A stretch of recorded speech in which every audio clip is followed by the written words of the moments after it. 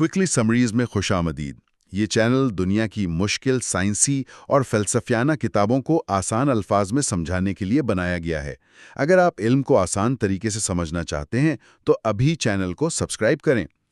तो आज के इस गहरे मुताले में हम जिस मौजू पर बात करने वाले हैं वो वाकई बहुत अनोखा है। आमतौर पर जब हम फ़लसफ़े का सोचते हैं ना तो दिमाग में क्या आता है?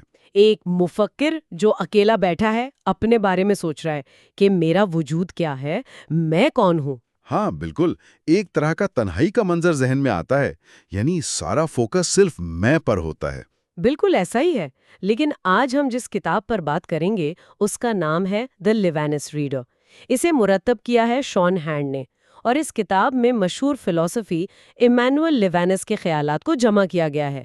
ये किताब इस पूरे रिवायती फलसफे को, मतलब इस अकेलेपन वाले फलसफे को बिल्कुल बदल कर रख देती है। असल में ये किताब जोर देती है इंसान, अखलाकियात और दूसरे इंसानों के साथ हमारे ताल्लुक पर। बिल्कुल।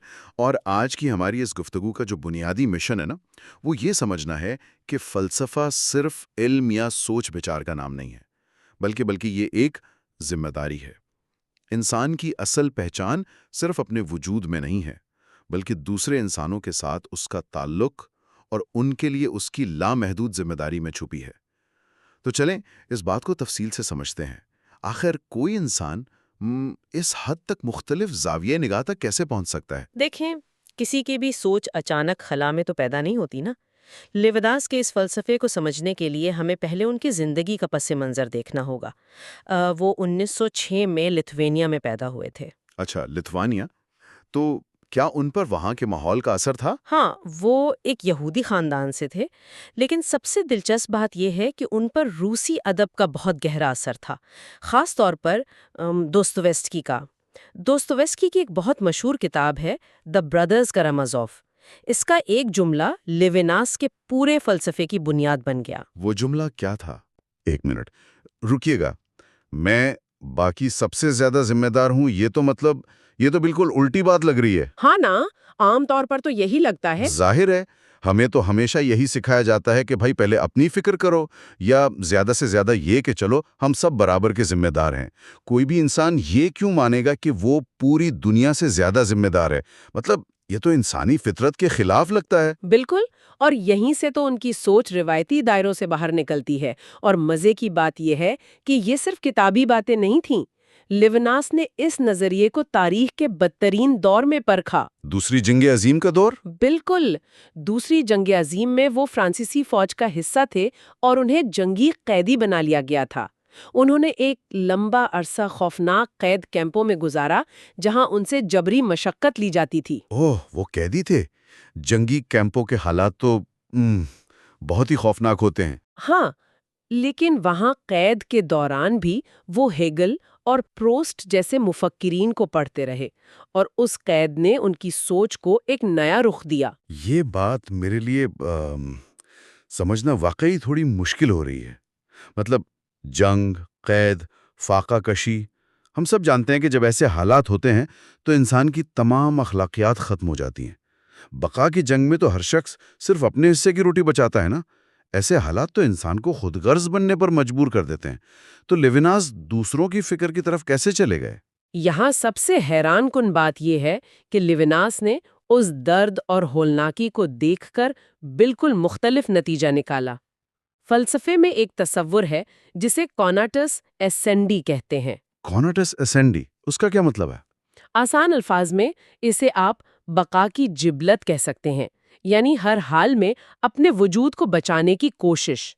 लिविनास ने कैंप में इस जिबलत को उसकी बदतरीन शक्ल में देखा।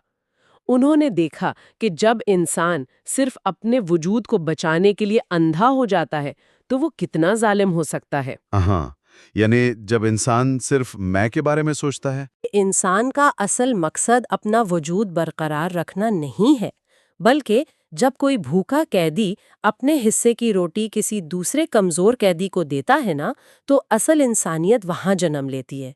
दूसरे इंसान का दुख महसूस करना ही दरअसल उस बका की जिबलत पर फतह पाना है। जबरदस्त। मतलब जब तक हम सिर्फ बका की जंग लड़ रहे हैं, हम एक मशीन की तरह हैं। हम असल में इंसान तब बनते हैं जब हम दूसरे का एहसास करते हैं। بالکل صحیح کہا آپ نے، اور انہی تجربات کی وجہ سے لیوناس نے مغربی فلسفے کی بنیادوں کو ہی چیلنج کر دیا۔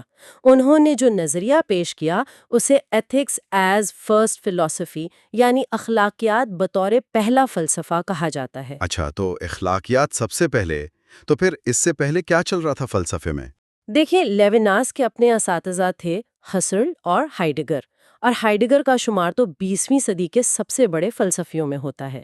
ہائیڈگر کا سارا زور بینگ یعنی وجود پر تھا۔ وہ کہتے تھے کہ انسان کا سب سے بڑا کام اپنے وجود کو سمجھنا اور اپنی موت کی طرف سفر کو سمجھنا ہے۔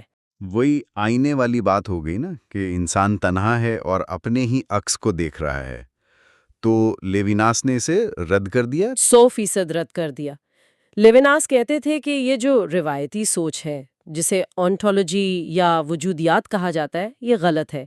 جیسے ہی آپ اپنے وجود کو پہلا درجہ دیتے ہیں، وہیں سے جنگ اور تشدد شروع ہوتا ہے۔ انہوں نے پاسکل کے ایک کال کا حوالہ دیا جو بہت زبردست ہے۔ کیا کال ہے وہ؟ پاسکل نے کہا تھا، یہ دھوپ میں میری جگہ ہے، یہیں سے دنیا پر غاصبانہ قبضہ کا آغاز ہوا۔ واہ، یہاں بات واقعی بہت دلچسپ ہو جاتی ہے۔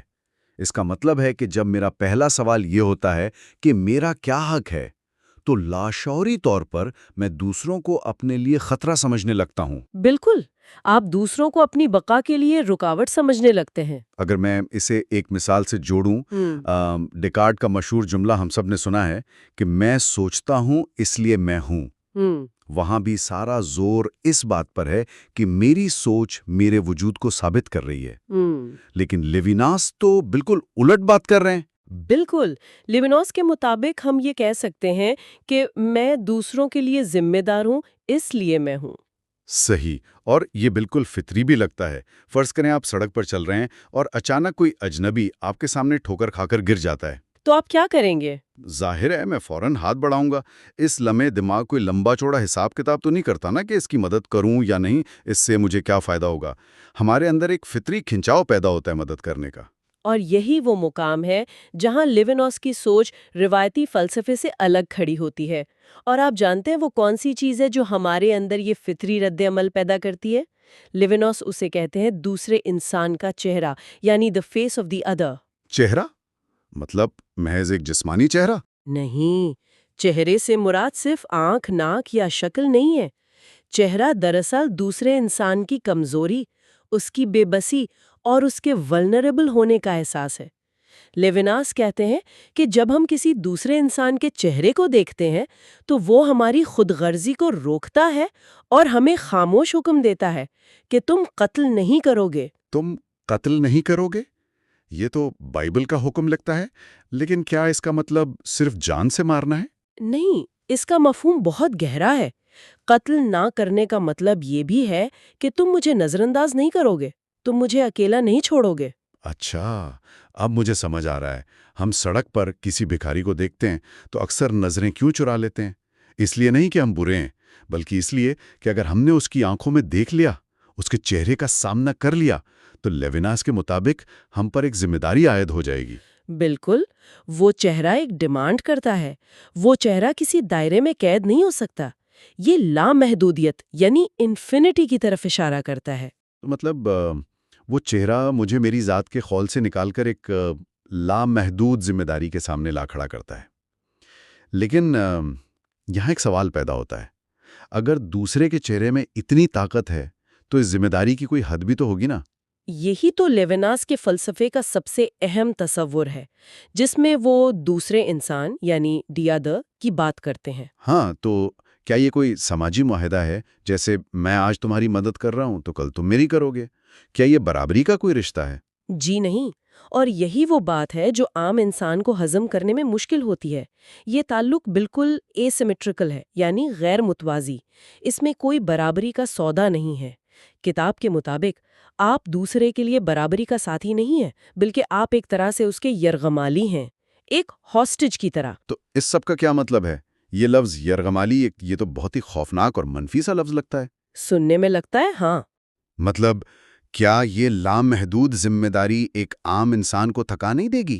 کوئی انسان جس کے اپنے بھی تو ہزار مسئلے ہوتے ہیں، وہ بغیر کسی صلے کے خود کو کسی اجنبی کے لیے یرغمال کیوں بننے دے؟ یہ تو کچھ وہ اسٹاک ہوم سنڈروم والی بات لگ رہی ہے۔ میں سمجھ سکتی ہوں کہ آپ ایسا کیوں سوچ رہے ہیں، لیکن اگر ہم اسے وسیع تناظر میں دیکھیں تو یہ یرغمال ہونا کوئی غلامی یا سزا نہیں ہے۔ تو پھر کیا ہے؟ دراصل یہی ہماری حقیقی آزادی ہے۔ لیوناس کے نزدیک ہم اپنی اس بقا کی جبلت کی قید سے تبھی آزاد ہوتے ہیں جب ہم خود کو دوسرے کے لیے وقف کر دیتے ہیں۔ اسے وہ سبسٹیٹیوشن یا تبادلہ کہتے ہیں، یعنی خود کو مٹا کر دوسرے کی جگہ لینا۔ انہوں نے بائبل کے الفاظ کا حوالہ دیا ہے، میں حاضر ہوں، یعنی ہیئر آئی ایم۔ میں حاضر ہوں، مطلب کسی بھی شرط سے پہلے خود کو پیش کر دینا۔ جی ہاں، لیوناس کہتے ہیں کہ ہم تبھی سچے معنوں میں ایک انفرادی پہچان بناتے ہیں جب ہم دوسرے کا بوجھ اپنے کندھوں پر اٹھاتے ہیں۔ یہ ایثار کا عمل ہی انسان کی سب سے بڑی معراج ہے۔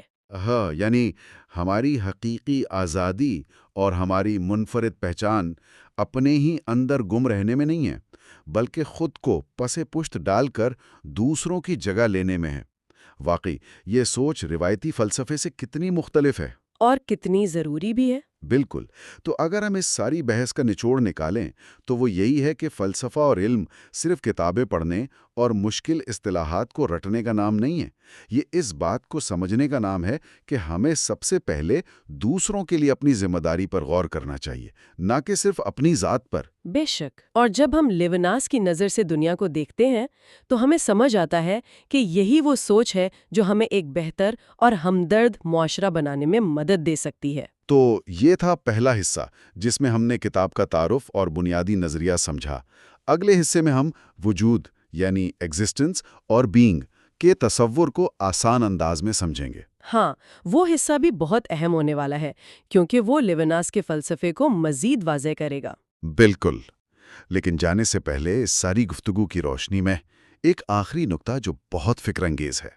آج کے اس جدید دور میں جہاں ہر طرف سیلف کیئر اور صرف اپنی ذات پر توجہ دینے پر سب سے زیادہ زور دیا جاتا ہے، تو کیا لیوناس کی یہ لامحدود ذمہ داری اور یہ یرغمال بننے والا تصور ہماری موجودہ طرز زندگی کے بالکل برعکس کھڑا نظر نہیں آتا؟ واقعی یہ تو بالکل اپوزٹ ہے۔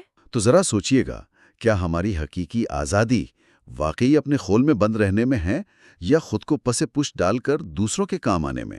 اس پر ضرور غور کیجیے گا۔ اگلی قسط کے لیے اپنا خیال رکھیے گا۔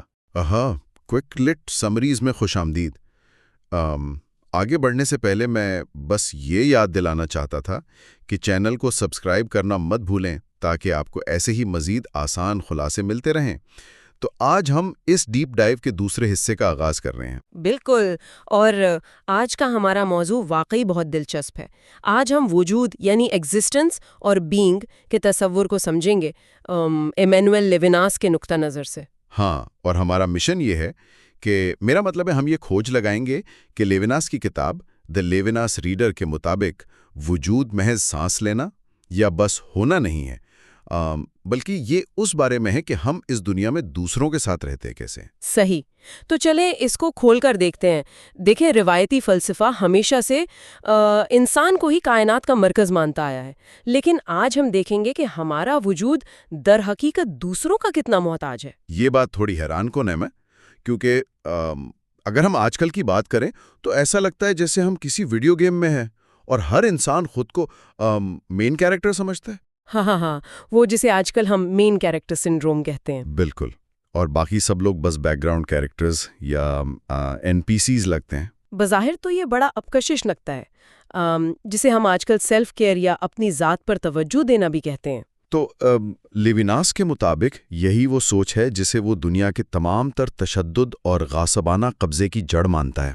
ہاں، اگر ہم پچھلی چند صدیوں کے فلسفے کا جائزہ لیں، خاص طور پر ہسرل اور ہائیڈگر جیسے مفکرین کا، تو وہ پوری طرح ایک ہی نقطے پر مرکوز تھے، جسے ہم ایگولوجی یا ذات پرستی کہتے ہیں۔ جی بالکل۔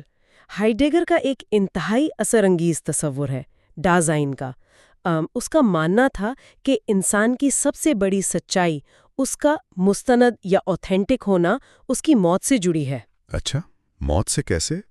کیونکہ موت ایک ایسی چیز ہے جو صرف اور صرف میری ہے، کوئی اور میری جگہ نہیں مر سکتا۔ اسے وہ مائنڈنس یا میرا پن کہتا ہے، اور یہ روایتی فلسفے کا بہت بڑا ہتھیار رہا ہے۔ لیکن ایک منٹ، آج کل تو یہی سکھایا جاتا ہے نا کہ اپنے سچ کو جیو، ہر طرف سیلف لو اور پرسنل باؤنڈریز کا چرچا ہے۔ اگر کوئی انسان اپنی موت کے سامنے اکیلا ہے تو اسے سب سے زیادہ فکر اپنی ہی ہونی چاہیے۔ بظاہر تو یہ ارتقائی لحاظ سے بہت درست اور با اختیار سوچ لگتی ہے، مگر لیوناس یہیں پر ایک چبھتا ہوا سوال اٹھاتا ہے۔ وہ کہتا ہے کہ اگر سب کچھ میں ہوں تو پھر وہ دوسرا انسان جو میرے سامنے کھڑا ہے اس کی حیثیت کیا رہ جاتی ہے؟ تو کیا وہ محض ایک رکاوٹ بن جاتا ہے یا پھر مقاصد حاصل کرنے کا کوئی ٹول؟ بالکل، اور ہسرل اور ہائیڈگر کے ہاں دنیا کو سمجھنے کا طریقہ یہی تھا کہ ہر چیز کو اپنے ادراک کے تابع کر دو۔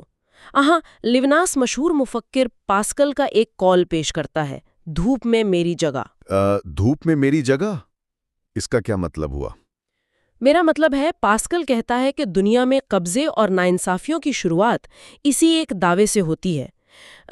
جب انسان کہتا ہے کہ یہ دھوپ میں میری جگہ ہے تو وہ غیر ارادی طور پر کسی دوسرے کو سائے میں دھکیل رہا ہوتا ہے۔ اوہ واہ!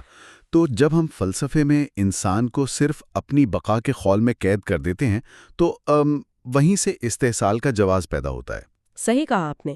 اگر ہر شخص اپنی جگہ کے لیے لڑ رہا ہے تو دنیا تو ایک جنگل بن جائے گی نا، جہاں صرف طاقتور کا وجود ہی مانا جائے گا۔ یہ بات واقعی ذہن کو جھنجھوڑنے والی ہے۔ یہاں بات بہت دلچسپ ہو جاتی ہے۔ اگر یہ میں والی سوچ اتنی تباہ کن ہے تو پھر اس کا متبادل کیا ہے؟ اگر ہم اس میں کو غائب کر دیں تو پیچھے کیا بچتا ہے؟ لیوناس کا متبادل کسی پرسکون مشرقی نروان کی طرف نہیں لے جاتا، بلکہ وہ ایک انتہائی ہیبت ناک تصور پیش کرتا ہے جسے وہ ال یا دیر از کا نام دیتا ہے۔ دیر از یعنی محض ہونا۔ ہاں، فرض کریں دنیا کی ہر چیز فنا ہو جائے اور خود انسان کا اپنا شعور بھی مٹ جائے، جو باقی بچے گا وہ کوئی سکون نہیں ہوگا، بلکہ ایک گمنام اور بے چہرہ وجود کی بھاری گونج ہوگی۔ کوئی شخص نہیں، بس ایک دم گھونٹنے والا ہونا۔ مجھے یہ بالکل بے خوابی یا انسومنیا کی راتوں جیسا محسوس ہو رہا ہے، جب انسان شدید تھکا ہو، سونا چاہتا ہو مگر نیند کوسوں دور ہو۔ ہاں بالکل، اور رات کی وہ خاموشی خود ایک بوجھ بن جاتی ہے۔ جی، ایسا لگتا ہے جیسے اندھیرا خود کچھ کہہ رہا ہے، یا جیسے کسی سمندری سیپ کو کان پر رکھا جائے تو اس میں سے ایک مسلسل گونج سنائی دیتی رہتی ہے جس سے انسان بھاگنا چاہتا ہے۔ صحیح، لیوناس نے باقاعدہ بے خوابی ہی کی مثال دی ہے۔ ڈیکارٹ جیسے پرانے فلسفی کہتے تھے کہ تنہائی میں انسان کو اپنے وجود کا یقین اور سکون ملتا ہے، مگر لیوناس کہتا ہے کہ تنہائی دراصل ایک ڈراونا خواب ہے۔ تو انسان تنہائی میں کبھی اکیلا نہیں ہوتا، بلکہ وجود کے اس اندھے بوجھ تلے دبا ہوتا ہے۔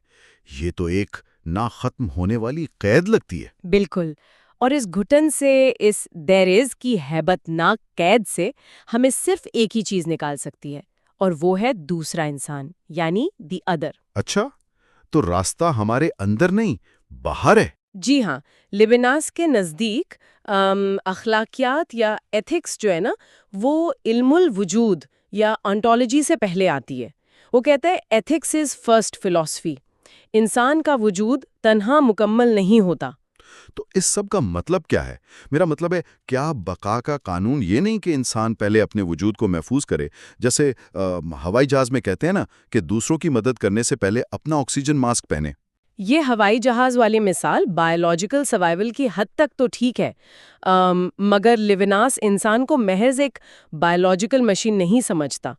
اگر ہم اسی آکسیجن ماسک والی منطق کو بنیاد بنا لیں تو ہم پھر سے اسی دھوپ میں میری جگہ پر آ جائیں گے۔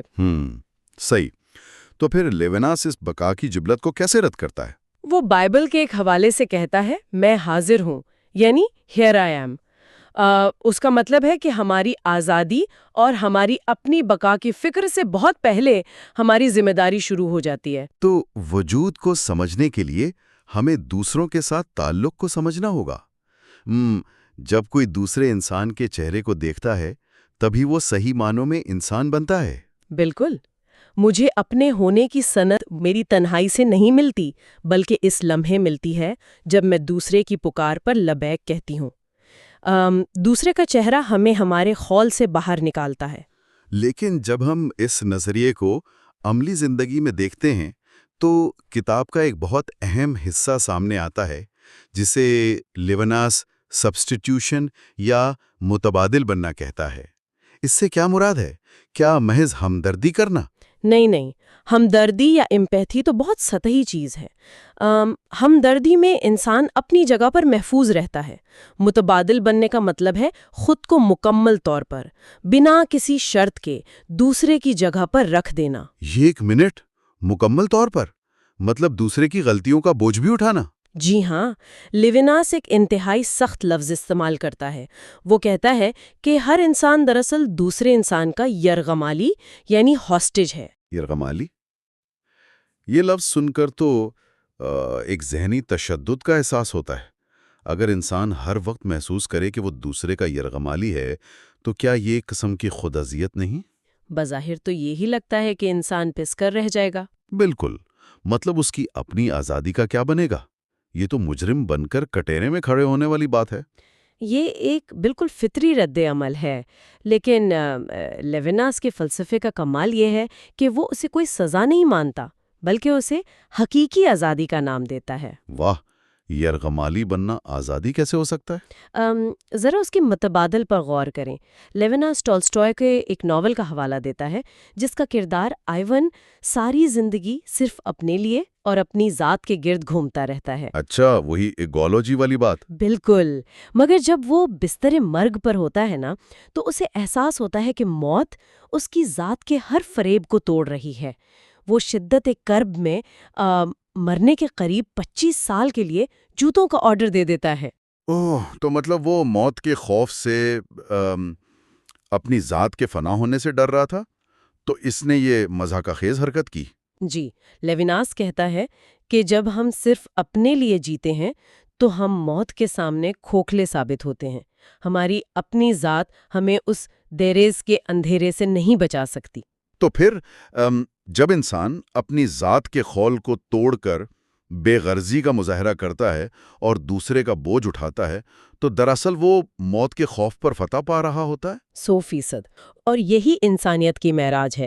دوسرے کا یرغمالی بن کر ہی ہم اس اندھے گمنام وجود کی قید سے حقیقی طور پر آزاد ہوتے ہیں۔ کتنا عجیب مگر گہرا تضاد ہے یہ۔ ہم جتنا خود کو بچاتے ہیں اتنا ہی گھٹن میں دھنستے ہیں، اور جتنا دوسرے کی طرف ہاتھ بڑھاتے ہیں اس خلا سے باہر نکل آتے ہیں۔ بالکل صحیح کہا آپ نے۔ ہمارا وجود صرف ایک ساکت ہونا نہیں ہے بلکہ دوسروں کے ساتھ رہنا ہے۔ تو اگر ہم آج کی گفتگو کا نچوڑ نکالیں تو پرانا فلسفہ صرف اپنی ذات کو سمجھنے کی کوشش کرتا تھا جو نامکمل ہے۔ اصل حقیقت یہ ہے کہ وجود کو سمجھنے کے لیے ہمیں دوسروں کے ساتھ تعلق اور ان کے تئیں اپنی ذمہ داری کو سمجھنا ہوگا۔ جی، اور اس ذمہ داری کو قبول کیے بغیر ہمارا کوئی بھی دعویٰ محض ایک فریب ہے۔ تو یہ تھا ہمارا دوسرا حصہ۔ اگلے حصے میں ہم وقت یعنی ٹائم اور دوسرے انسان کے تعلق کو سمجھیں گے، لیکن جانے سے پہلے میں سننے والوں کے لیے ایک فکری سوال چھوڑنا چاہتا ہوں۔ جی، ضرور بتائیں۔ اگر ہمارا اپنی جگہ پہ کھڑا ہونا ہی اس بات کا ثبوت ہے کہ ہم نے شاید کسی دوسرے کی جگہ لی ہوئی ہے، تو کل جب ہم کسی ہجوم میں داخل ہوں گے تو کیا ہمارا دوسروں کو دیکھنے کا نظریہ اور اپنی موجودگی کا احساس پہلے جیسا ہی رہے گا؟ ہاں، یہ واقعی ایسا سوال ہے جو ہمیں سونے نہیں دے گا۔ کیا ہم اس خاموش بوجھ کو محسوس کرنے کا حوصلہ رکھتے ہیں؟ بالکل۔ اسی سوچ کے ساتھ آج کے ایپیسوڈ کو یہیں ختم کرتے ہیں۔ اگلے حصے میں ملتے ہیں۔ کوئکلیٹ سمریز میں خوش آمدید۔ چینل کو ضرور سبسکرائب کریں تاکہ علم کا سفر جاری رہے۔ تو آج کے اس گہرے مطالعے میں ہم جس موضوع پر بات کرنے والے ہیں وہ بہت ہی خاص ہے۔ مطلب موضوع ہے وقت اور دوسرا انسان۔ جی، اور یہ ایک ایسا موضوع ہے جو مجھے ذاتی طور پر بہت پراسرار لگتا ہے۔ بالکل، اور اس مطالعے کے لیے ہمارا جو بنیادی ماخذ ہے وہ مشہور فلسفی ایمینوئل لیوناس کی کتاب دی لیوناس ریڈر، اس کا تیسرا حصہ ہے۔ صحیح۔ اور اگر ہم اس گہرے مطالعے کے مشن کی بات کریں تو مقصد اس حیرت انگیز تصور کو سمجھنا ہے کہ دیکھیں، وقت صرف گھڑی کی ٹک ٹک کا نام نہیں ہے، بلکہ یہ دراصل انسانی تعلقات سے بنتا ہے۔ رائٹ. ہم دیکھیں گے کہ کس طرح کوئی دوسرا انسان ہمارے وقت کو معنی دیتا ہے اور کیوں انسان اکیلا کبھی مکمل نہیں ہوتا. بالکل، اور یہ موضوع ہماری روزمرہ کی زندگی اور ہمارے رشتوں کے حوالے سے بہت اہمیت رکھتا ہے۔ کیونکہ ہم اکثر وقت کو بہت ہی سیدھی اور نپی تلی چیز سمجھتے ہیں نا. ہاں، جیسے دیوار پر لگی گھڑی کی ٹک ٹک ہو گئی یا کیلنڈر کی تاریخیں. مطلب انسان سوچتا ہے وقت گزر رہا ہے یا میرے پاس وقت کم ہے.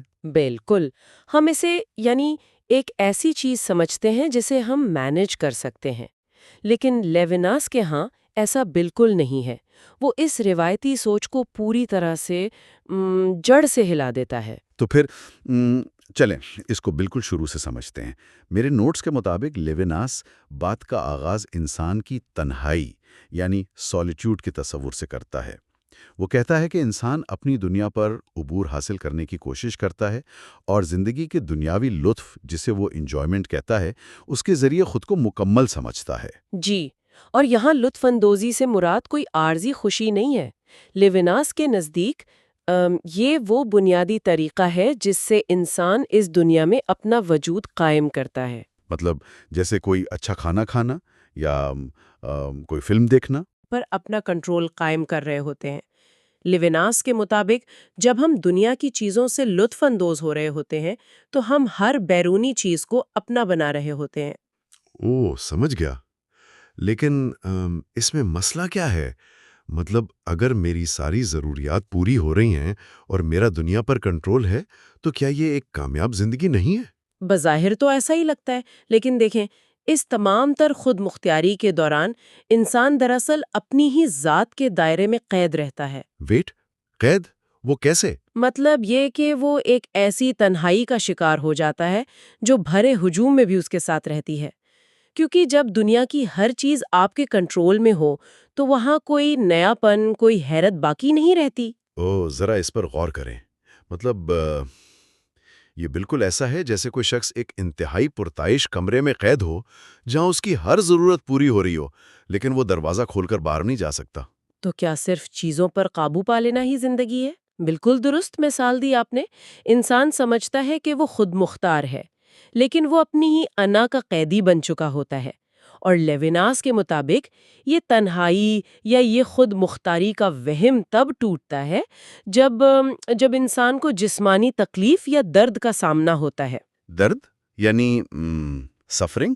جی ہاں، جب انسان کو کوئی شدید درد ہوتا ہے تو اسے اچانک احساس ہوتا ہے کہ وہ اپنے ہی وجود کے اندر کتنا بے بس ہے۔ وہ چاہ کر بھی اپنے آپ کو اس تکلیف سے الگ نہیں کر سکتا۔ واو! یعنی جو جسم پہلے اس کے کنٹرول کا ذریعہ تھا اب وہی ایک قید خانہ بن جاتا ہے۔ بالکل، اور اس کے اختیار کی ایک حد واضح ہو جاتی ہے۔ تو اگر جسمانی تکلیف ہمارے اختیار کو محدود کرتی ہے تو وہ کون سی چیز ہے جو اس اختیار کو مکمل طور پر ختم کر دیتی ہے؟ ظاہر ہے اس کا جواب موت ہی ہو سکتا ہے۔ 100%۔ اور لیوناس کی کتاب میں موت کو بالکل اسی طرح ایک حقیقت کے طور پر پیش کیا گیا ہے، جہاں انسان کی تمام طاقت، تمام اختیار ختم ہو جاتا ہے۔ یہاں مجھے تھوڑی اور وضاحت چاہیے. مطلب اس تصور کا فلسفہ ہائیڈگر کے نظریے سے بھی موازنہ کیا گیا ہے نا سورسز میں؟ جی بالکل۔ دیکھیں، ہائیڈگر کا ماننا تھا کہ موت انسان کو اس کی اصلیت کی پہچان کرواتی ہے۔ اس کے نزدیک موت میری اپنی ہے، ایک پروجیکٹ کی طرح۔ لیکن لیوناس اس بات سے بالکل اتفاق نہیں کرتا۔ اچھا، تو لیوناس کا کیا نظریہ ہے پھر موت کے بارے میں؟ لیوناس کے نزدیک موت وہ لمحہ ہے جب انسان مزید کچھ کرنے کے قابل نہیں رہتا۔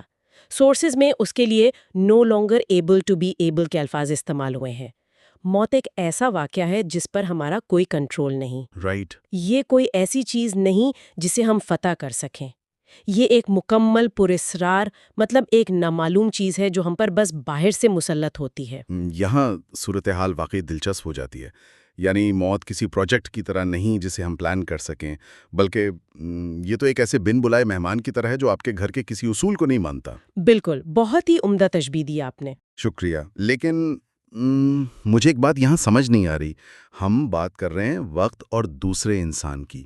یہ موت کے پراسرار خوف اور بے بسی کا تعلق دوسرے انسان سے کیسے جڑتا ہے؟ یہ بہت ہی شاندار فلسفیانہ موڑ ہے۔ ذرا سوچیں، جس طرح موت ایک نامعلوم مستقبل ہے جس پر ہمارا کوئی اختیار نہیں، بالکل اسی طرح لیوناس کے مطابق دوسرا انسان بھی ایک نامعلوم مستقبل ہے۔ اچھا، وہ کیسے؟ جب ہم کسی دوسرے انسان کے آمنے سامنے ہوتے ہیں تو ہم دراصل ایک ایسے اسرار کے سامنے کھڑے ہوتے ہیں جسے ہم کبھی پوری طرح کنٹرول نہیں کر سکتے۔ دوسرا انسان کوئی بے جان چیز تو نہیں ہے نا جسے ہم استعمال کر لیں۔ صحیح، مطلب اس کے اپنے خیالات اور رد عمل ہیں جو ہماری گرفت سے باہر ہیں۔ تو کیا اس کا مطلب یہ ہے کہ دوسرا انسان ہماری اس تنہائی اور خود مختاری کے وہم کو توڑ دیتا ہے؟ بالکل ایسا ہی ہے، اور یہیں سے ہم وقت کے تصور کی طرف آتے ہیں۔ لیوناس کے مطابق مستقبل کوئی ایسی چیز نہیں جسے ہم اپنے ذہن میں تخلیق کرتے ہیں، جیسا کہ سارترے یا برگسان جیسے فلسفیوں کا خیال تھا۔ تو پھر حقیقی مستقبل کیا ہے؟ حقیقی مستقبل وہ ہے جو مکمل طور پر غیر متوقع ہو، جو ہمیں اپنی گرفت ملے، اور چونکہ دوسرا انسان بالکل نامعلوم اور ہمارے اختیار سے باہر ہے، اس لیے لیوناس کہتا ہے کہ دراصل مستقبل ہی دوسرا انسان ہے۔ ویٹ، واقعی مستقبل ہی دوسرا انسان ہے؟ جی بالکل، وقت کا اصل مطلب تب بنتا ہے جب ہم دوسروں کے ساتھ جڑتے ہیں۔ اگر انسان بالکل اکیلا ہو تو لیوناس کے مطابق اس کا کوئی وقت، کوئی مستقبل نہیں ہوتا۔ یہ تو بہت ہی گہری بات ہے۔ تو اس کا مطلب یہ ہوا کہ وقت کوئی خالی سڑک نہیں جس پر ہم اکیلے چل رہے ہیں، بلکہ وقت اس شخص کی طرح ہے جو اس سڑک پر ہمارے سامنے سے آ رہا ہے۔ بالکل، بہت خوبصورت انداز میں سمیٹا آپ نے۔ لیکن ایک سوال میرے ذہن میں آ رہا ہے، اگر کوئی شخص فرض کریں ایک ویران جزیرے پر بالکل تنہا ہو، تو کیا اس کا وقت رک جاتا ہے؟ وہاں تو سورج بھی نکلے گا، وہ بوڑھا بھی ہوگا۔ دیکھیں، حیاتیاتی یا جسمانی وقت تو گزرے گا، لیکن جس وجودی وقت کی لیوناس بات کر رہا ہے وہ رک جائے گا۔ اکیلے انسان کا وقت محض ایک جامد اور بے معنی دائرہ بن جاتا ہے۔ اوہ، یعنی کوئی نیا پن نہیں ہوتا۔ بالکل، کوئی ایسی چیز نہیں ہوتی جو باہر سے آ کر اس کی زندگی کو تبدیل کرے۔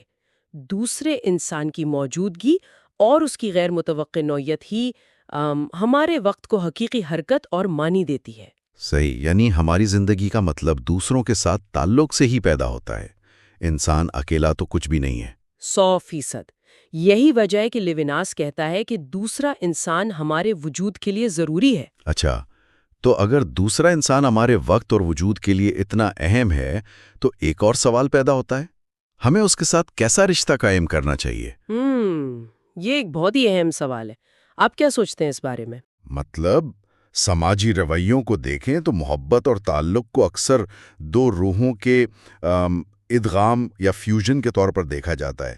ہم کہتے ہیں کہ دو لوگ مل کر ایک ہو گئے، تو کیا ہمیں دوسرے انسان کو بالکل اپنے جیسا بنا لینا چاہیے؟ اور یہی لیوناس ہماری عام سوچ کے بالکل خلاف جاتا ہے۔ وہ کہتا ہے کہ یہ نظریہ بالکل غلط ہے۔ افلاطون کی روایات کے برعکس سچا رشتہ، جسے وہ ایرس یا سچی محبت کہتا ہے، دوسرے انسان پر قبضہ کرنے کا نام نہیں ہے۔ تو پھر کیا ہے؟ کیا ہم اسے جاننے کی کوشش بھی نہ کریں؟ کوشش کریں، لیکن یہ سمجھ لیں کہ اسے مکمل طور پر فتح نہیں کیا جا سکتا۔ اگر ہم دوسرے کو مکمل طور پر سمجھ لیں یا اسے اپنے اندر ضم کر لیں تو اس کی انفرادیت ہی ختم ہو جائے گی۔ اوہ رائٹ، مطلب پھر تو وہ دوسرا انسان رہا ہی نہیں، وہ تو ہماری ہی ذات کی ایک توسیع بن گیا۔ بالکل، سچا رشتہ اس بات کو تسلیم کرنے میں ہے کہ دوسرا انسان ہمیشہ ایک اسرار یعنی ایک مسٹری رہے گا۔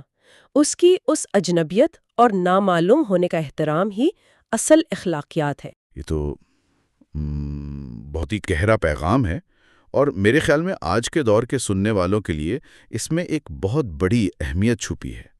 ہم معلومات کے دور میں رہ رہے ہیں جہاں ہر شخص ہر چیز پر کنٹرول چاہتا ہے۔ جی، ہم رشتوں میں بھی کنٹرول چاہتے ہیں۔ ہم چاہتے ہیں کہ ہم اپنے جاننے والوں کا سارا ڈیٹا، ان کی ہر بات جان لیں۔ لیکن لیوناس ہمیں سکھاتا ہے کہ انسانی رشتے کنٹرول یا ملکیت کا نام نہیں ہے۔ فاصلے کو ایک گہرے احترام کے ساتھ برقرار رکھنا ہی محبت ہے۔ کیا شاندار نکتہ ہے۔ اگر ہم اس ساری بحث کو سمیٹیں، تمام ذرائع کا جو نچوڑ ہے تو وہ یہ ہے کہ وقت محض ایک گھڑی نہیں ہے، بلکہ یہ ہمارے تعلقات سے وجود میں آتا ہے۔ بالکل۔ انسان اکیلا کبھی مکمل نہیں ہوتا، اور دوسروں کے بغیر وقت اور زندگی دونوں بے معنی ہو جاتی ہیں۔ تو کیا اس کے علاوہ کوئی اور سوچ ہے جو آپ سننے والوں کے لیے چھوڑنا چاہیں گی؟ جی بالکل، ایک حتمی اور فکر انگیز خیال ضرور پیش کرنا چاہوں گی۔ ذرا سوچیں، اگر وقت واقعی دوسرے انسان کے نامعلوم ہونے سے جنم لیتا ہے تو آج کے اس ڈیجیٹل دور پر غور کریں۔ ہاں، جہاں ہر چیز اسکرین پر ہے۔ بالکل، آج ہم دوسرے انسانوں کو صرف اسکرین پر موجود ایک پیشگوئی کے قابل ڈیٹا یا پریڈکٹیبل ڈیٹا اور الگورتھم کے طور پر دیکھتے ہیں۔ تو کیا ہم دراصل اپنے وقت اور اپنی انسانیت کو سکیج نہیں رہے؟ واو، یہ واقعی بہت گہری بات ہے۔ جی، کیا ہم انسانوں سے ان کا اسرار چھین کر کیا ہم دراصل مستقبل کے اسرار کو کھو نہیں رہے؟ بالکل، یہ تو واقعی رونگٹے کھڑے کر دینے والا سوال ہے۔ ہمیں رشتوں کو محض ڈیٹا سمجھنے کے بجائے ان کے پراسرار پن کا احترام کرنا چاہیے۔ خیر، یہ تھا تیسرا حصہ۔ اگلے حصے میں ہم اخلاقیات یا ایتھکس کو پہلی فلسفہ کے طور پر سمجھیں گے۔ سبسکرائب کریں تاکہ آپ مزید فلسفیانہ خیالات آسانی سے سمجھ سکیں۔ تو آج کے اس گہرے مطالعے میں ہم ایک بہت ہی دلچسپ اور کچھ حد تک پریشان کر دینے والے احساس پر بات کرنے والے ہیں۔ بالکل، اور یہ وہ احساس ہے جو ہم سب نے کبھی نہ کبھی ضرور محسوس کیا ہوتا ہے نا؟ ہاں بالکل، میرا مطلب ہے کہ تصور کریں آپ ایک پرہجوم سڑک پر چل رہے ہیں، آپ کا ذہن بس اپنے ہی کاموں میں الجھا ہوا ہے، اور اچانک آپ کے سامنے ایک اجنبی شخص ٹھوکر کھا کر گر جاتا ہے۔ صحیح۔ تو اس سے پہلے کہ آپ کا دماغ یہ پروسیس کرے کہ وہ شخص کون ہے یا اس کا نام کیا ہے، آپ کے ہاتھ خود بخود اس کی مدد کے لیے آگے بڑھتے ہیں۔ آپ کے اندر ایک عجیب سی بے چینی پیدا ہو جاتی ہے۔ ہاں، اور یہی بے چینی آج کے ہمارے موضوع کی اصل بنیاد ہے۔ بالکل۔ تو آج ہم ایمانوئل لیویناس کی کتاب دی لیویناس ریڈر کے چوتھے حصے پر گہرا مطالعہ کر رہے ہیں، جس کا عنوان ہے اخلاقیات سب سے پہلے، یا ایتھکس ایز فرسٹ فلسفی۔ جی، اور لیویناس کا یہ کام واقعی روایتی فلسفے کی جڑیں ہلا دینے والا ہے۔ مطلب ہم آج یہ جاننے کی کوشش کریں گے کہ کس طرح لیویناس کے مطابق ہماری یہ جو اخلاقیات ہے یا جو دوسروں کے لیے ہماری ذمہ داری ہے، وہ ہمارے علم، ہماری سوچ اور یہاں تک کہ ہمارے وجود سے بھی پہلے آتی ہے۔ بالکل صحیح کہا آپ نے۔ دیکھیں، اگر ہم مغربی فلسفے کی پوری روایت کو دیکھیں نا، مطلب ارسطو سے لے کر ڈیکارٹس اور ہائیڈگر تک، تو ان سب کا ماننا یہی تھا کہ انسان کا سب سے پہلا کام جاننا ہے۔ ہاں، جس کو ہم فلسفے کی زبان میں علم الوجود یا انٹولوجی کہتے ہیں، ہے نا؟ جی ہاں، بالکل وہی۔ ان کے نزدیک سب سے اہم سوال یہ تھا کہ چیزیں کیا ہیں اور ہم انہیں کیسے سمجھتے ہیں۔ ڈیکارٹ کی وہ مشہور بات کہ میں سوچتا ہوں اس لیے میں ہوں، مطلب شعور اور علم کو ہمیشہ سب سے اوپر رکھا گیا۔ ٹھیک ہے، آئیے اسے تفصیل سے سمجھتے ہیں۔ میں اگر ایک عام مثال دوں تو روایتی فلسفہ تو ایسا ہی ہے نا، جیسے ہم کوئی مکان بنا رہے ہوں تو ظاہر ہے سب سے پہلے ہم اس کا نقشہ بنائیں گے، علم حاصل کریں گے، مٹی چیک کریں گے۔ بالکل، ہم یہی کرتے ہیں۔ تو اخلاقیات یا دوسروں کے ساتھ سلوک کے اصول تو بعد میں آئیں گے نا، جب کوئی اس مکان میں رہنے آئے گا۔ میرا مطلب ہے کیا واقعی سوچ اور علم سے پہلے اخلاقیات آ سکتی ہے؟ مجھے تو یہ بات ہضم نہیں ہو رہی۔ دیکھیں، آپ کا الجھنا بالکل فطری ہے، کیونکہ ہم صدیوں سے اسی طرح سوچنے کے عادی ہیں۔ لیکن لیویناس کا کہنا ہے کہ ذرا رکیے۔ وہ کہتا ہے کہ شعور کا مطلب صرف چیزوں کو جاننا یا معلومات اکٹھا کرنا نہیں ہے۔ اچھا، تو پھر شعور اور کیا ہے؟ وہ ایک تصور پیش کرتا ہے جسے وہ مویز کانشس کہتا ہے، مطلب ایک طرح کی بے چین اور غیر ارادی کیفیت۔ وہ کہتا ہے کہ انسان جب بھی کسی دوسرے انسان کو دیکھتا ہے تو وہ خود بخود ایک اخلاقی دباؤ محسوس کرتا ہے۔ مطلب ایک اندھا اخلاقی دباؤ جس کے پیچھے کوئی منطق نہیں؟ بالکل، اور یہیں سے علم کی نہیں بلکہ ہماری ذمہ داری کی شروعات ہوتی ہے۔ جب آپ نے اس گرنے والے اجنبی کی مثال دی تھی تو آپ نے اسے سمجھنے یا جاننے کا انتظار نہیں کیا تھا۔ آپ کے اندر کی اس بے چینی نے آپ کو ایکشن لینے پر مجبور کر دیا تھا۔ واہ، یہ تو اس کا مطلب ہے کہ ہم اخلاقیات کو سیکھتے نہیں ہیں بلکہ ہم اخلاقیات کو جیتے ہیں۔ لیکن اگر علم بنیاد نہیں ہے تو پھر ہم اس اخلاقیات کا تجربہ کیسے کرتے ہیں؟ کوئی تو محرک ہوگا نا؟ جی بالکل، ایک محرک ہے، اور وہ لیویناس کے فلسفے کا سب سے خوبصورت اور طاقتور تصور ہے، جسے وہ دوسرے کا چہرہ یا the face of the other کہتا ہے۔ چہرہ؟ مطلب محض ایک جسمانی خاکہ، آنکھ، ناک اور ہونٹ؟ نہیں، بالکل نہیں۔ لیویناس کے ہاں چہرہ کوئی گوشت پوش کی بناوٹ نہیں ہے، وہ اسے ایک روحانی انکشاف یا ایپیفنی کہتا ہے۔ چہرہ کائنات کی وہ واحد چیز ہے جو آپ کی گرفت میں نہیں آ سکتی۔ یہاں بات واقعی بہت دلچسپ ہو جاتی ہے۔ اب کیا یہ ویسا ہی ہے جب ہم کسی ضرورت مند یا کسی اجنبی کی آنکھوں میں دیکھتے ہیں اور نہ چاہتے ہوئے بھی ایک تعلق محسوس کرتے ہیں؟ مطلب ایک ایسا مطالبہ جو بغیر کسی لفظ کے کیا جا رہا ہو۔ آپ نے بالکل صحیح پکڑا ہے۔ چہرہ دراصل اپنی انتہائی بے بسی اور کمزوری میں ہم پر ایک حکم صادر کرتا ہے، اور وہ بنیادی اصول کیا ہے؟ تم قتل نہ کرو۔ تم قتل نہ کرو۔ یہ تو بہت سخت الفاظ ہیں۔ ہاں، لیکن لیویناس کے نزدیک قتل سے مراد صرف جان لینا نہیں ہے۔ اس کا مطلب ہے دوسرے کی انفرادیت کو مٹانا، اسے نظر انداز کرنا یا اپنی انا کے لیے استعمال کرنا۔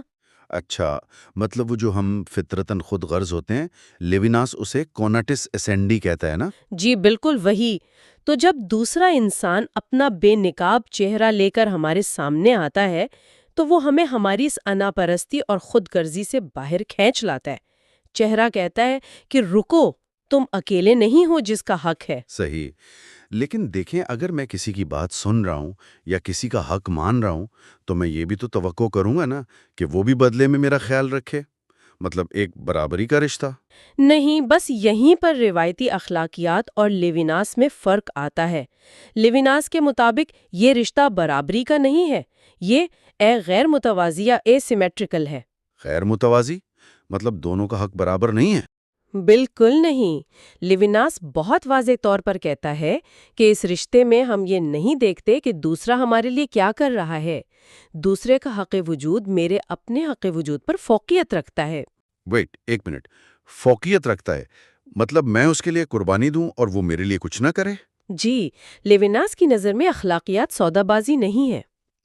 تو پھر دوسرے کے چہرے سے ملنے والا یہ حکم ہمیں کس حد تک پابند کرتا ہے؟ یہ ہمیں ایک ایسی لامحدود ذمہ داری کی طرف لے جاتا ہے جس سے فرار ہونا ممکن ہی نہیں ہے۔ یہ ذمہ داری اتنی پرانی ہے کہ یہ ہماری اپنی آزادی اور ہمارے فیصلوں سے بھی پہلے کی ہے۔ مطلب ہم نے اسے چنا نہیں ہے، یہ بس ہم پر لاگو ہے۔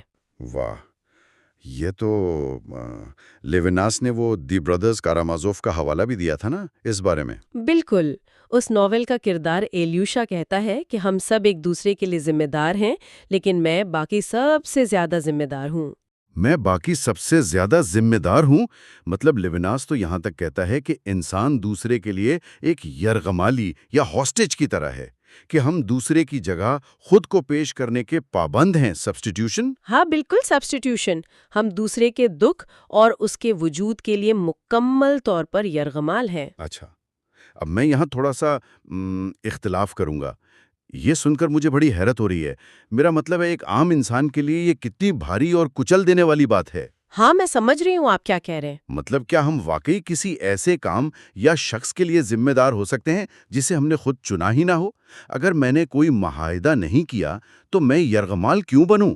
کیا یہ لامحدود ذمہ داری کا تصور انسان کو مکمل طور پر دبا نہیں دیتا؟ دیکھیے، آپ کا یہ رد عمل بالکل واجب ہے، لیکن لیویناس کے مطابق یہ کوئی قانونی یا جرم کی ذمہ داری نہیں ہے کہ آپ پر کوئی پرچہ کٹ جائے گا۔ اچھا، تو پھر یہ کس قسم کی ذمہ داری ہے؟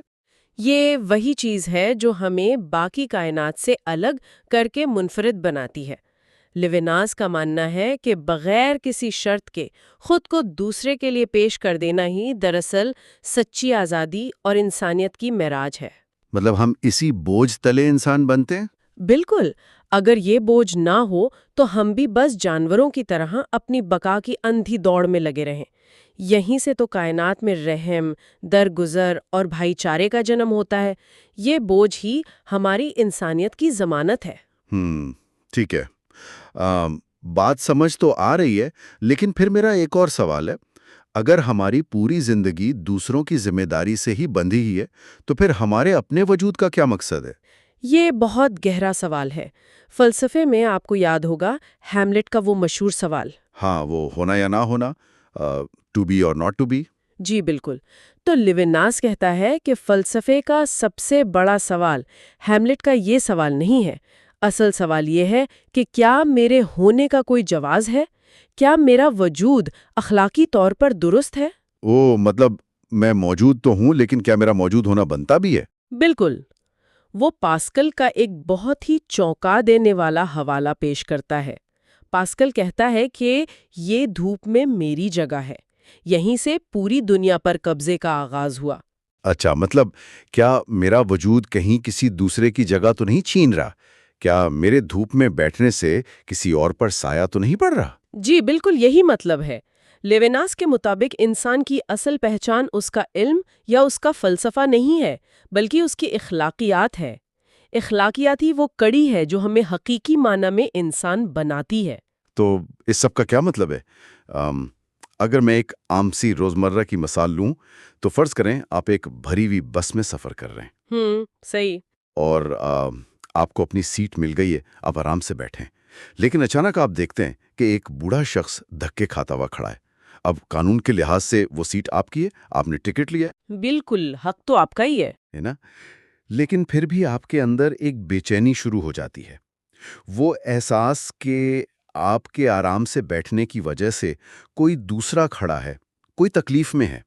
तो क्या ये बेचैनी ही दरअसल हमारी इंसानियत की बेदारी है? ये आपने इंतहाई शानदार मिसाल दी है। बिल्कुल, लेविनोस के फलसफे का निचोड़ यही है। वो जो बस में आपको अंदर से बेचैनी महसूस हुई ना, वही आपकी असल इंसानियत है। वाह! मतलब मेरा कानून के तहत सही होना काफी नहीं है। बिल्कुल नहीं। लेविनोस के मुताबिक इंसान का सबसे बड़ा कारनामा ये है कि वो नाइंसाफी करने के बजाय नाइंसाफी सहने को तरजीह दे। जब आप वो सीट छोड़कर खुद खड़े हो जाते हैं, तो आप दरअसल अपने वजूद को इस कायनात में जायज़ करार दे रहे होते हैं। मतलब वो इखलाकी कुर्बानी ही मेरे होने की वाहिद दलील है। जी, और इसी कुर्बानी से वो धूप में मेरी जगह वाली जो गासिबाना सोच थी, वो ख़त्म हो जाती है। ये तो वाकई हमारे पूरे सोचने के अंदाज को बदल देने वाली बात है। तो अगर हम आज की इस पूरी ज़बरदस्त गुफ्तगू का खुलासा करें, तो बात कुछ यूं बनती है कि लेविनास के नज़दीक इल्म, सोच और ये जो हमारा शऊर है, ये सब बाद में आते हैं, बिल्कुल सही। जबकि हमारी बुनियादी जिम्मेदारी और हमारी अखलाकियात उससे भी पहले मौजूद होती है। दूसरे का चेहरा हमसे मुतालबा करता है और इंसान की असल पहचान उसी अखलाकियात और लामहदूद जिम्मेदारी में पोशीदा है। और यही वो चीज़ है जो हमें इंसान बनाती है। ये था चौथा हिस्सा। अगले हिस्से में हम जुबान, इजहार और इंसानी ताल्लुकात को समझेंगे। मुझे तो इसका बहुत बेसब्री से इंतजार रहेगा। हाँ, मुझे भी। लेकिन जाते जाते हम अपने सुनने वालों के जहन में एक नया और थोड़ा सा चौंका देने वाला सवाल छोड़ना चाहते हैं। बिल्कुल बताएं। सवाल ये है कि अगर हमारा वजूद सिर्फ और सिर्फ दूसरों की लामहदूद जिम्मेदारी उठाने से ही मुकम्मल होता है, तो फिर ये जो आजकल खुद से मोहब्बत या सेल्फ केयर का ट्रेंड है, इसका क्या मकाम रह जाता है? बहुत गहरा सवाल है ना? मतलब क्या लिवियनस की इस दुनिया में अपनी ज़ात की फिक्र करना ही दरअसल सबसे बड़ी अखलाकी नाकामी है? इस पर ज़रूर सोचिएगा। और हाँ, चैनल को सब्सक्राइब करना ना भूलें। जी बिल्कुल।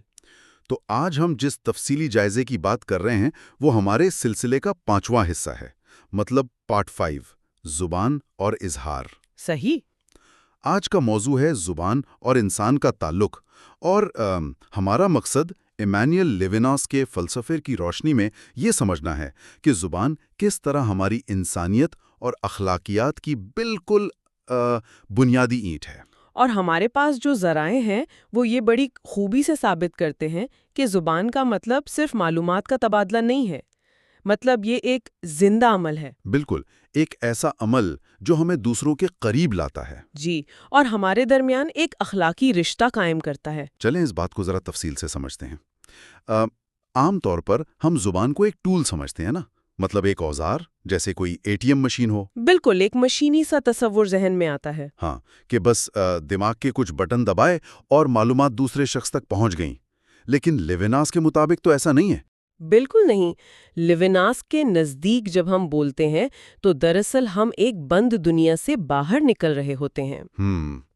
मतलब एक बंद कमरे से निकलने वाली बात। जी, और हमारे ज़राए में इसकी बड़ी ज़बरदस्त मिसाल है रॉबिन्सन क्रूसो की।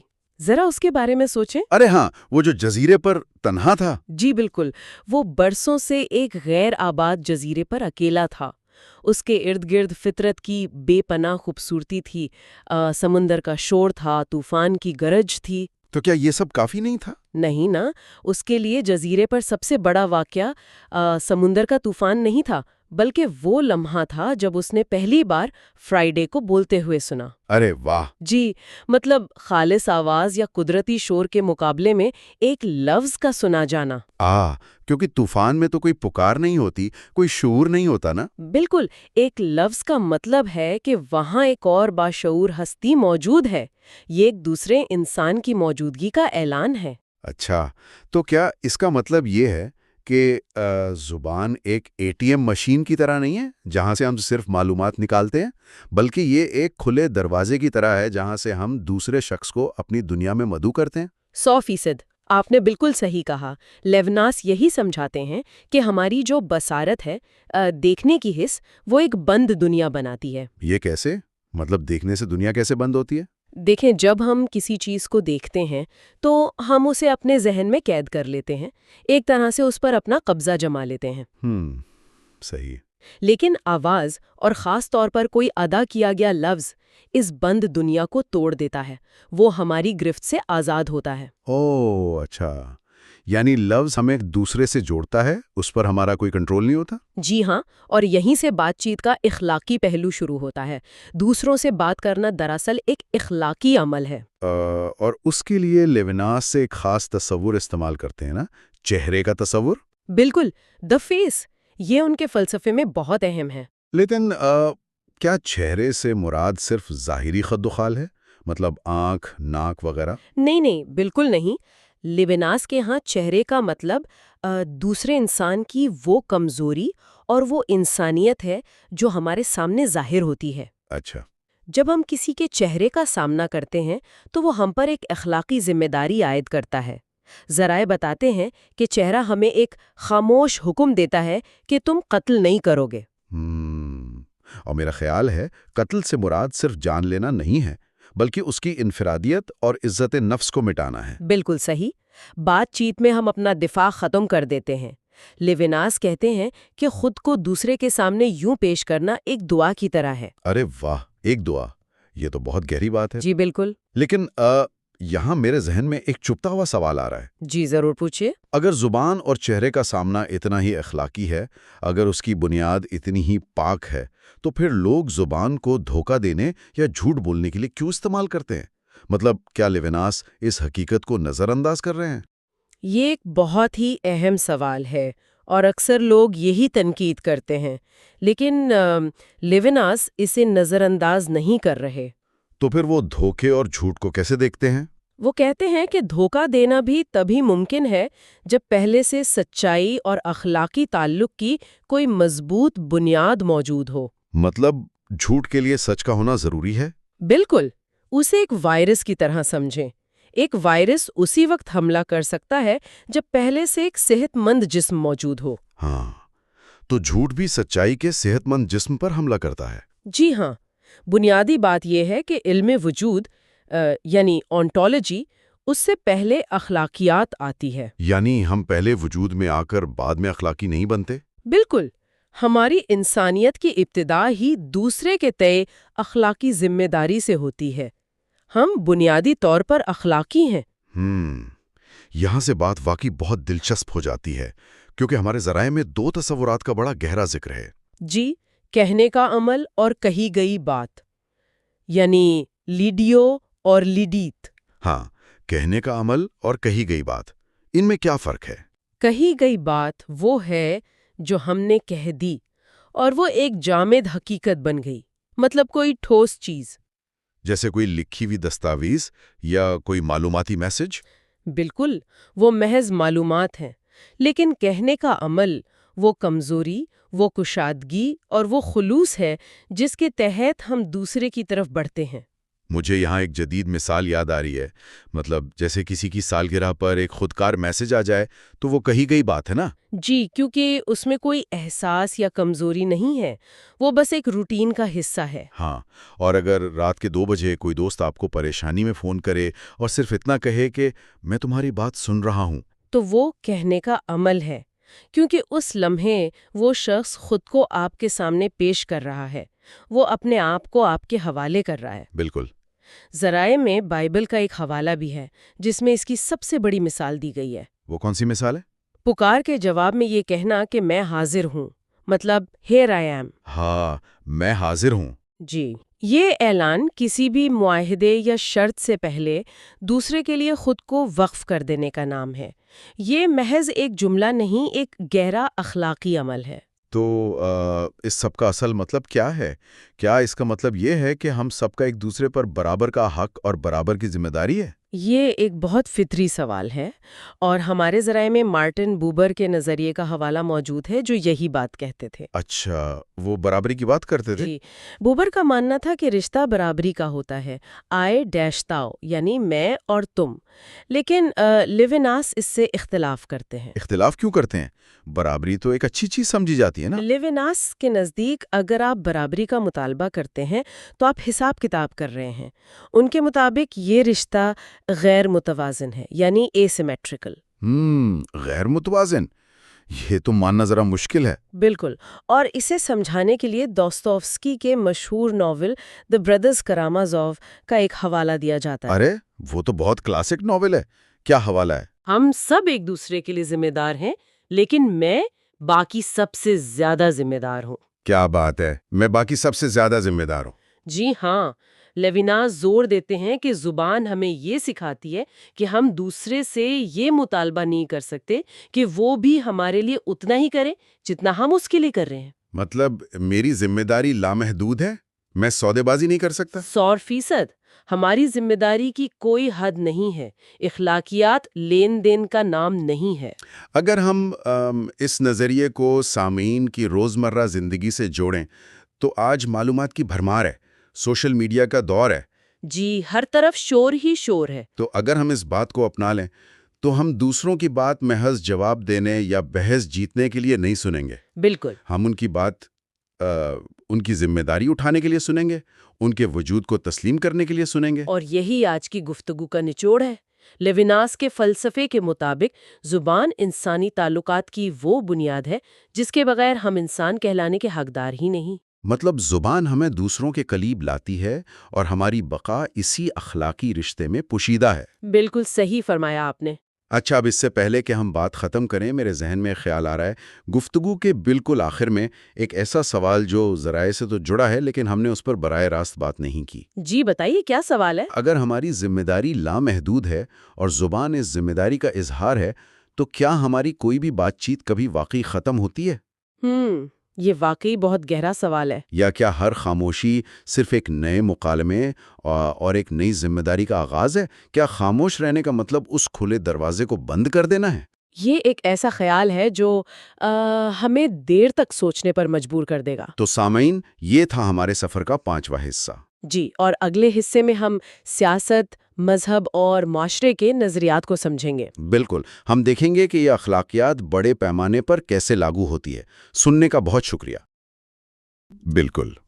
تو آج کے اس تفصیلی جائزے کا موضوع ہے سیاست، مذہب اور معاشرتی ذمہ داری۔ اور اس تفصیلی جائزے میں ہمارا مقصد ایمینوئل لیوناس کے افکار کی گہرائی میں جانا ہے۔ ہاں، کیونکہ لیوناس کے مطابق ایک اچھا معاشرہ وہ ہے جہاں لوگ ایک دوسرے کے لیے ذمہ داری محسوس کریں، اور مطلب ہم یہ بھی دیکھیں گے کہ سیاست میں انصاف کتنا ضروری ہے اور مذہب کس طرح انسان کو ذمہ داری سکھاتا ہے۔ بالکل۔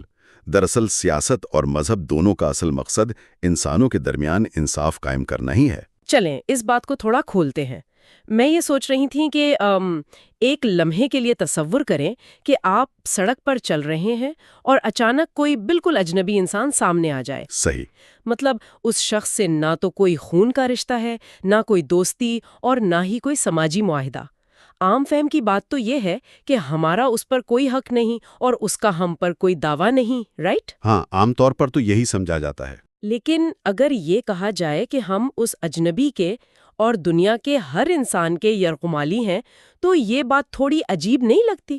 مطلب ہم ایک ایسے اندیکھے معاہدے کے پابند کیسے ہو گئے جس میں ہم نے کبھی دستخط ہی نہیں کیے؟ دیکھیں، یہ جو یرغمالی والی بات ہے نا، یہ بظاہر بہت پریشان کن لگتی ہے، کیونکہ صدیوں سے مغربی فکر ہمیں یہی سکھاتی آئی ہے کہ ہم آزاد اور خود مختار افراد ہیں۔ بالکل، انفرادیت پہ بہت زور ہے۔ ہاں، لیکن لیوناس روایتی مغربی فلسفے کی بنیادوں کو بالکل الٹ دیتے ہیں۔ یعنی صدیوں سے فلسفے کا سب سے بڑا سوال علم الوجود رہا ہے، جسے ہم اونٹولوجی کہتے ہیں۔ جیسے کہ میں کون ہوں اور میرا وجود کیا ہے؟ بالکل وہی۔ اس سوچ میں ساری توجہ میری ذات پر مرکوز ہوتی ہے، لیکن لیوناس کا اصرار ہے کہ اخلاقیات کو اولین فلسفہ یعنی فرسٹ فلسفی ہونا چاہیے۔ اچھا، ان کے نزدیک انسان کا پہلا سوال یہ نہیں ہونا چاہیے کہ میں کون ہوں، بلکہ یہ ہونا چاہیے کہ میرے سامنے کھڑا دوسرا انسان کون ہے اور میں اس کا کتنا مقروض ہوں۔ چلیں اس بات کو روزمرہ کی زندگی سے جوڑ کر دیکھتے ہیں۔ روسی ادیب دستویوسکی کا ایک بہت مشہور جملہ اکثر پیش کیا جاتا ہے نا کہ ہم سب ہر ایک کے لیے ذمہ دار ہیں، لیکن میں باقی سب سے زیادہ ذمہ دار ہوں۔ ہاں، بہت گہری بات ہے یہ۔ لیکن سچ بتاؤں تو میں اس بات سے پوری طرح متفق نہیں ہو پا رہی، کیونکہ آج کے جدید دور میں خاص طور پہ نفسیات میں تو ہم اپنی حدود یا باؤنڈریز طے کرنے کی بات کرتے ہیں۔ صحیح۔ اگر ہم یہ مان لیں کہ میری ذمہ داری ہمیشہ سامنے والے سے زیادہ ہے، تو کیا یہ سراسر ذہنی تناؤ اور برن آؤٹ کا نسخہ نہیں؟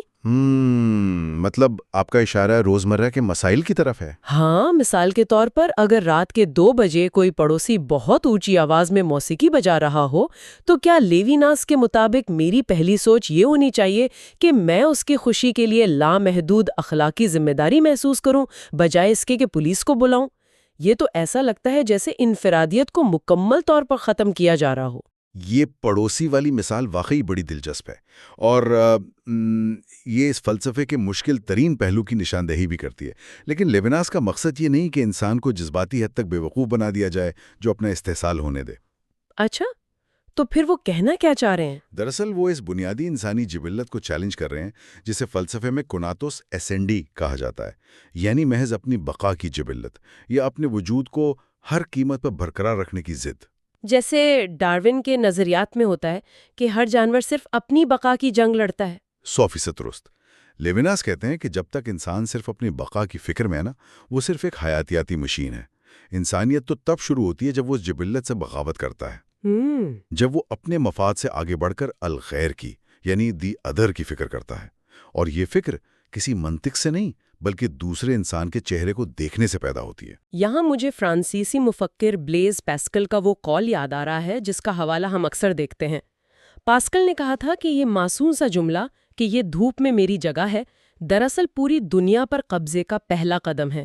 بہت زبردست حوالہ دیا آپ نے۔ مطلب ہم اسے روزمرہ میں دیکھ سکتے ہیں۔ اگر کوئی شخص پبلک ٹرین میں ایک سیٹ پر قبضہ کر لے اور سوچے کہ یہ میری جگہ ہے، تو بظاہر تو یہ کوئی جرم نہیں لگتا۔ بالکل نہیں لگتا۔ لیکن پاسکل اور لیوناس کے نزدیک یہی وہ بیج ہے جس سے بعد میں جنگیں، استعمار اور نسل کشی جنم لیتی ہے۔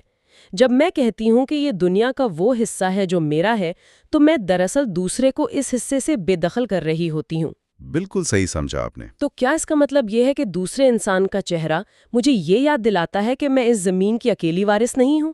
آخر اس چہرے میں ایسی کیا خاص بات ہے جو یہ اخلاقی انقلاب لاتی ہے؟ دیکھیں، چہرے کا تصور لیوناس کے ہاں محض آنکھ، ناک اور کان کا مجموعہ نہیں ہے۔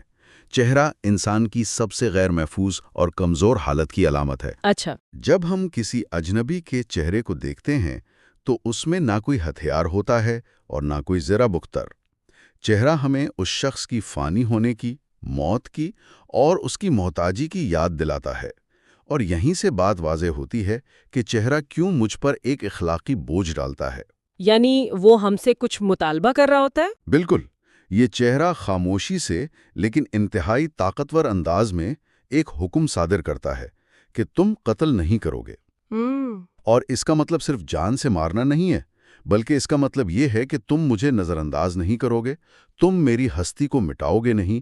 یہ احساس ہمارے اندر اتنی گہرائی میں پیوست ہے کہ ہم اسے شعوری طور پر مسترد کرنے کے باوجود محسوس کرتے ہیں۔ تو یہ کوئی برابری کا لین دین نہیں ہے؟ نہیں، بالکل نہیں۔ یہ کوئی سماجی معاہدہ نہیں ہے کہ تم میرا خیال رکھو تو میں تمہارا رکھوں گا۔ یہ ایک یک طرفہ اخلاقی مطالبہ ہے جو ہمیں ہماری مرضی کے بغیر باندھ لیتا ہے۔ تو یہاں بات واقعی بہت دلچسپ ہو جاتی ہے۔ اگر ساری بحث اس انفرادی ذمہ داری اور دوسرے انسان کے چہرے پر آ کر ٹک جاتی ہے تو پھر معاشرے میں مذہب کا کیا کردار باقی رہ جاتا ہے؟ یہ ایک بہت اہم سوال ہے۔ کیونکہ عام طور پر تو یہ سمجھا جاتا ہے کہ مذہب کا تعلق انسان اور خدا کے درمیان ایک نجی رشتے سے ہے نا، جس میں عبادات اور رسومات شامل ہوتی ہیں۔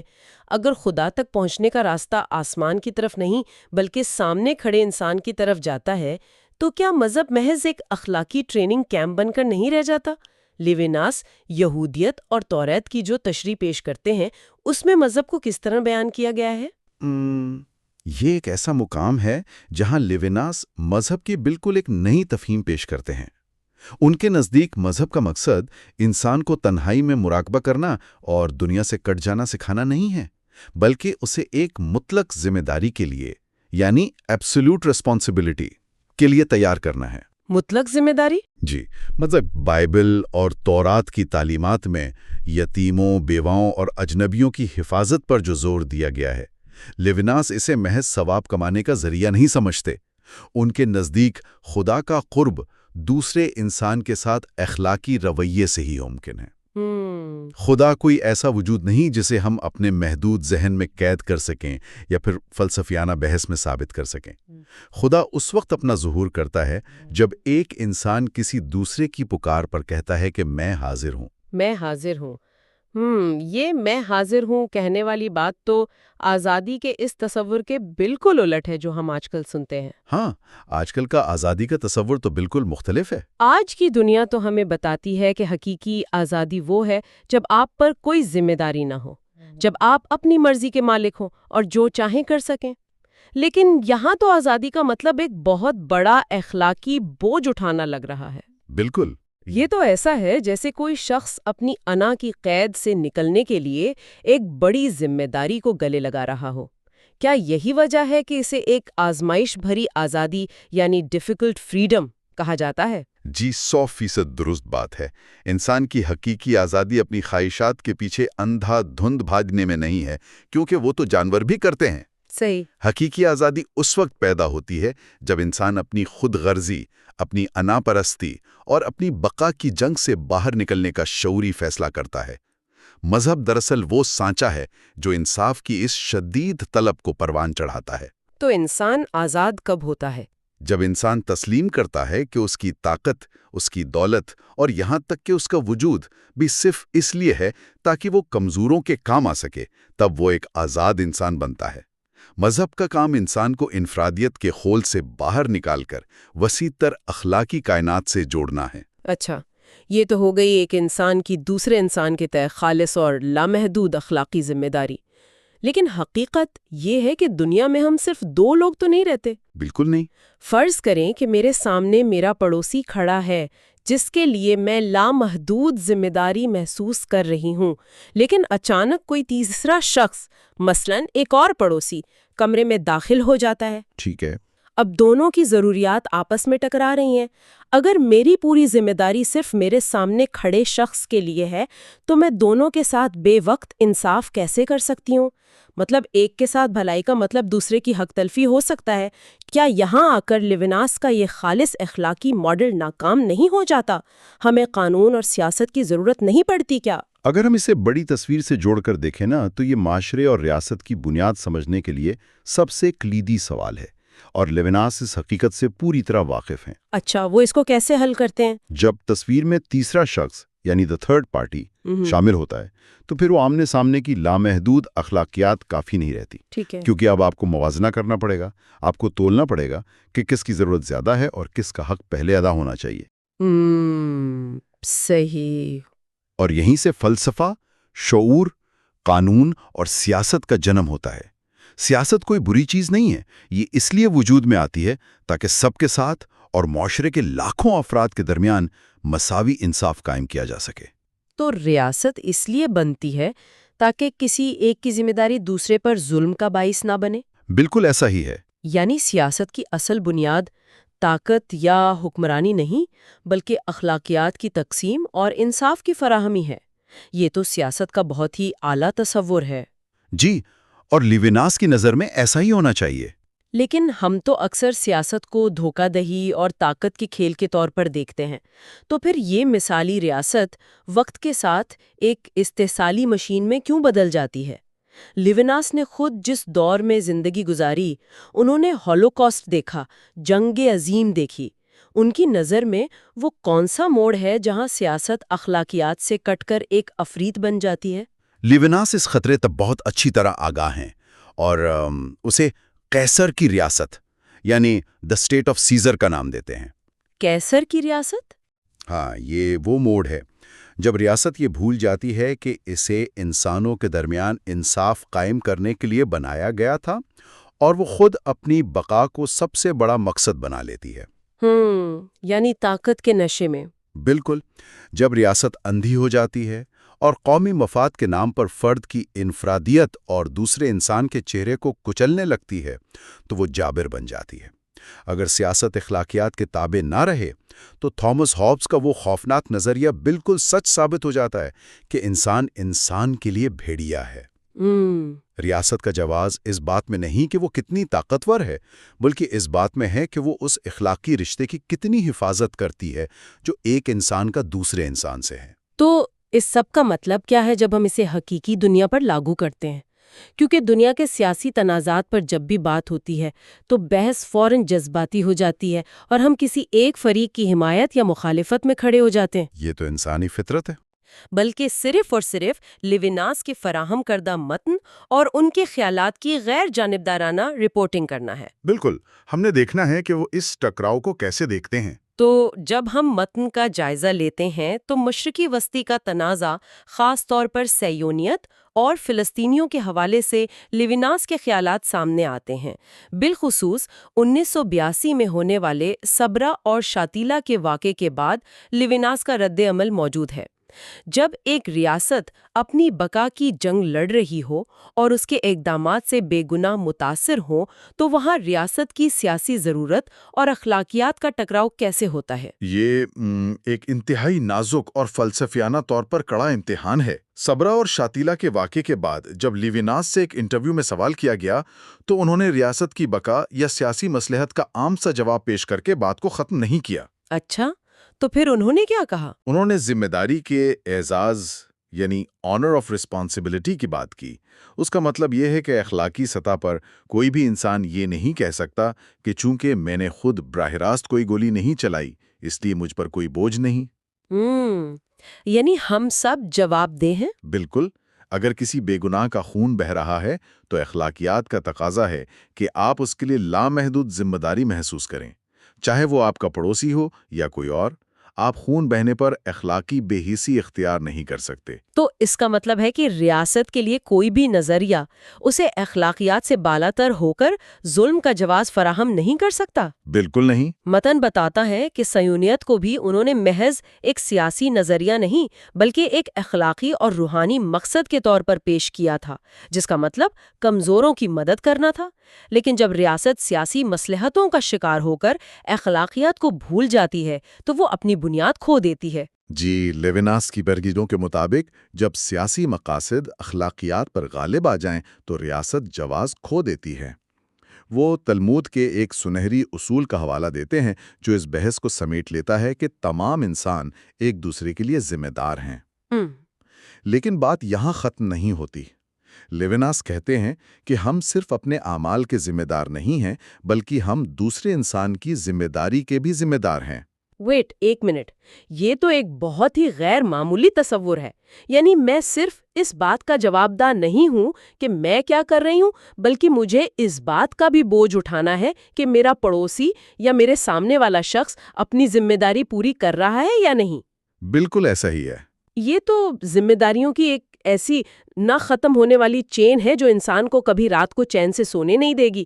اگر ہر شخص دوسرے کی ذمہ داری کا بھی ذمہ دار ہو جائے تو کیا یہ انسان کو ایک مستقل بے چینی اور پریشانی کی حالت میں نہیں رکھے گا؟ اور دیکھیں، لیوناس کے نزدیک یہی مستقل بے چینی تو دراصل ہماری بیداری کی علامت ہے۔ اچھا، وہ سکون جس میں انسان دوسرے کے دکھ سے غافل ہو کر آرام کی نیند سو جائے، وہ کوئی انسانیت کا کمال نہیں ہے بلکہ اخلاقی موت ہے۔ وہ بے چینی جو ہمیں بیدار رکھتی ہے، جو ہمیں مجبور کرتی ہے کہ ہم معاشرے کے کمزور ترین فرد کی آواز سنیں، وہی تو ہمیں انسان بناتی ہے۔ واہ! جب تک یہ اخلاقی بے چینی موجود ہے نا، تب تک معاشرے میں انصاف کے قیام کی امید زندہ رہتی ہے۔ تو اگر ہم ان تمام باتوں کو سمیٹیں تو لیویناس کا پیغام بہت واضح ہے۔ انسانی معاشرہ کوئی لین دین کا ریاضی کا فارمولا نہیں ہے۔ انسانی معاشرہ صرف اسی صورت میں کامیاب ہوتا ہے جب وہ سیاست اور مذہب کو خالص اخلاقیات کے سانچے میں ڈھالتا ہے۔ بالکل، انسانی معاشرہ تبھی کامیاب ہوتا ہے جب وہ اخلاقیات کو اپناتا ہے۔ اور سیاست اور مذہب دونوں انصاف کے قیام کے لیے کام کرتے ہیں۔ لیکن جاتے جاتے اس پوری بحث کے بعد ایک نیا سوال، ایک بہت فکر انگیز خیال ذہن میں ابھرتا ہے۔ وہ کیا؟ لیویناس نے ساری عمر انسانی چہرے اور اس سے پیدا ہونے والے اخلاقی بوجھ کی بات کی، لیکن آج ہم ایک ایسی دنیا میں ہیں جہاں مصنوعی ذہانت یا AI اور روبوٹس بالکل انسانوں جیسے چہرے اور جذبات تخلیق کر رہے ہیں۔ ہاں، ٹیکنالوجی تو بہت آگے جا چکی ہے۔ تو سوچنے کی بات یہ ہے کہ جب کل کوئی مشین انسانی چہرہ پہن کر ہو انسانوں جیسی بے بسی کے ساتھ ہم سے ہمدردی کا مطالبہ کرے گی، تو کیا لیویناس کے اصول کے مطابق ہم اس مشین کے لیے بھی لامحدود ذمہ داری کے پابند ہوں گے؟ کیا ہماری اخلاقیات صرف گوشت پوش تک محدود ہے، یا مکمل اخلاقی ذمہ داری ہم سے کچھ اور مطالبہ کرے گی؟ یہ ایک ایسا سوال ہے جو واقعی انسان کو سوچنے پر مجبور کر دیتا ہے۔ بہت ہی گہری بات ہے، یہ واقعی سوچنے والی بات ہے۔ یہ تھا آخری حصہ۔ ہم نے پوری کتاب کے اہم نکات کو آسان انداز میں سمجھا۔ مزید ایسی ویڈیوز کے لیے کوئک لٹ سمریز کو سبسکرائب کریں۔